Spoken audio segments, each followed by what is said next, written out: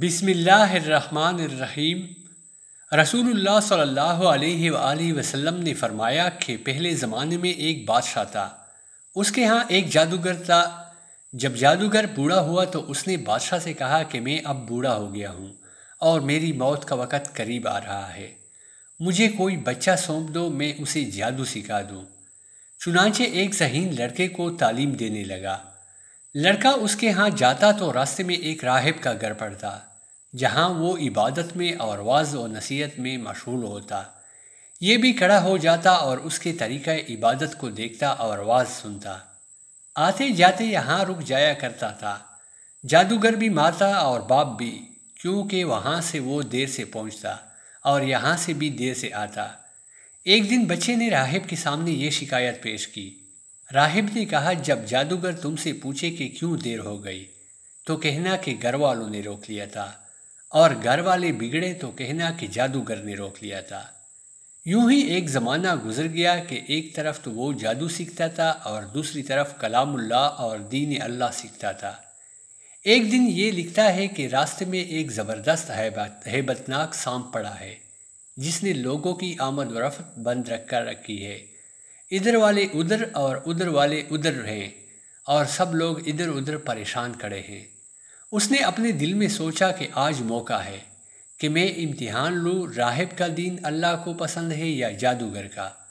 اس نے ایک پتھر اٹھا کر اور یہ کہہ کر اس پر پھینکا کہ اے اللہ، اگر تیرے نزدیک راہب کا دین جادوگر کی تعلیم سے زیادہ محبوب ہے تو اس جانور کو اس پتھر سے ہلاک کر دے، تاکہ لوگوں کو اس بلا سے نجات مل جائے۔ پتھر لگتے ہی وہ جانور ہلاک ہو گیا اور لوگوں کا آنا جانا شروع ہو گیا۔ اور پھر لڑکے نے جا کر راہب کو خبر دی۔ اس نے کہا، پیارے بچے، آج کے دن تو مجھ سے افضل ہے، اب اللہ کی طرف سے تیری آزمائش ہوگی۔ اگر ایسا ہوا تو لوگوں کو میری خبر نہ کرنا۔ اب اس بچے کے پاس حاجت مند لوگوں کا تانتا لگ گیا۔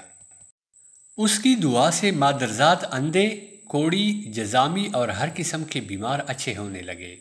بادشاہ کے ایک نابینا وزیر کے کان میں یہ بات پڑی۔ وہ بڑے تحفے تحائف لے کر حاضر ہوا اور کہنے لگا، مجھے شفا دے دے تو یہ سب کچھ تجھے دے دوں گا۔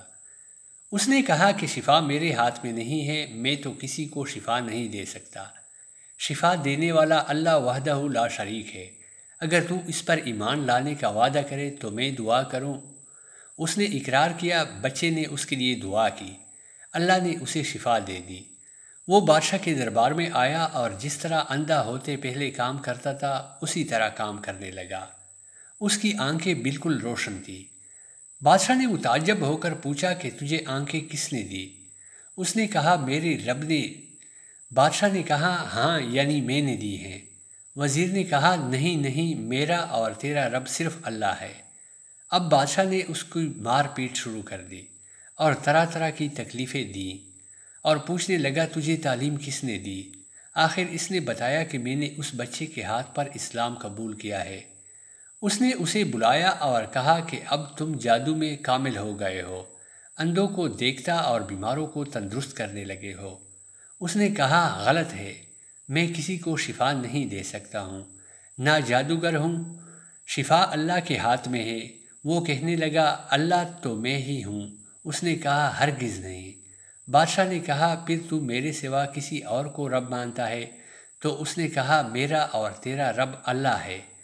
اس نے اب اس بچے کو طرح طرح کی سزائیں دینے شروع کر دی، یہاں تک کہ راہب کا پتہ لگا لیا اور راہب کو بلا کر کہا کہ اسلام کو چھوڑ دے۔ اس نے انکار کیا تو بادشاہ نے اسے آرے سے چروا دیا۔ پھر اس نوجوان سے کہا کہ تو بھی دین اسلام سے پھر جا۔ اس نے بھی انکار کیا تو بادشاہ نے اپنے سپاہیوں کو حکم دیا کہ اسے فلاں پہاڑی کی چوٹی پر لے جاؤ، وہاں پہنچ کر بھی اگر دین سے باز آ جائے تو اچھا ہے، ورنہ وہیں سے لڑکا دے۔ چنانچہ سپاہی اسے پہاڑ کی چوٹی پر لے گئے۔ جب اسے دھکا دینا چاہا تو اس نے اللہ سے دعا کی، اے اللہ، جس طرح تو چاہے مجھے اس سے نجات دے۔ اس دعا کے ساتھ ہی پہاڑ ہلا اور سب سپاہی لڑک گئے، صرف وہی بچہ ہی باقی بچا رہا۔ وہاں سے بادشاہ کے پاس گیا۔ بادشاہ نے کہا، یہ کیا ہوا؟ میرے سب سپاہی کہاں ہیں؟ بچے نے کہا، اللہ نے مجھے بچا لیا۔ وہ سب ہلاک ہو گئے۔ بادشاہ نے اپنے دوسرے سپاہیوں کو حکم دیا کہ اسے کشتی میں بٹھا کر لے جاؤ اور سمندر میں پھینک آؤ۔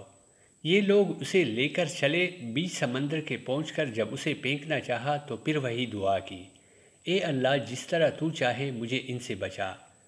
دعا کے ساتھ ہی موج آئی اور سارے کے سارے سپاہی سمندر میں ڈوب گئے، صرف وہی بچہ باقی بچا۔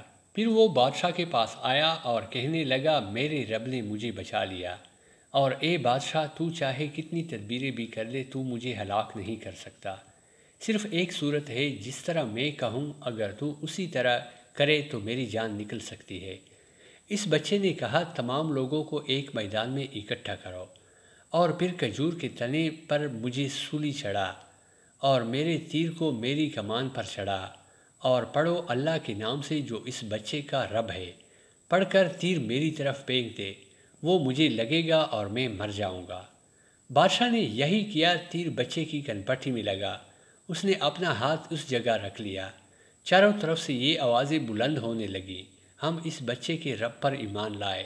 یہ حال دیکھ کر بادشاہ کے ساتھی بڑے گھبرائے اور کہنے لگے، ہم تو اس بچے کی ترکیب سمجھے ہی نہیں، دیکھیے اس کا اثر کیا پڑا۔ سب لوگ دین اسلام میں داخل ہو گئے۔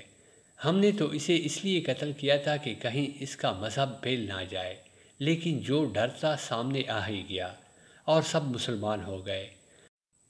بادشاہ نے کہا، اچھا یہ کرو کہ تمام محلوں اور راستوں میں خندقیں کھودواؤ، ان میں لکڑیاں بھرو اور آگ لگا دو، جو اس دین سے پھر جائے چھوڑ دو اور دوسرے کو اس میں پھینک دو۔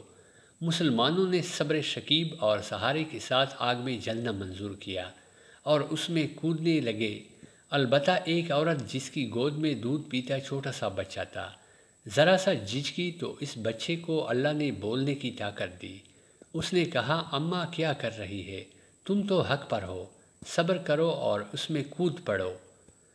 قرآن میں سورۃ البروج کے اندر اس واقعہ پر اللہ رب العزت نے روشنی ڈالی ہے۔ پیارے دوستو، اگر آپ کو یہ ویڈیو اور کہانی اچھی لگی ہو تو برائے مہربانی ویڈیو کو لائک اور چینل کو سبسکرائب کیجیے۔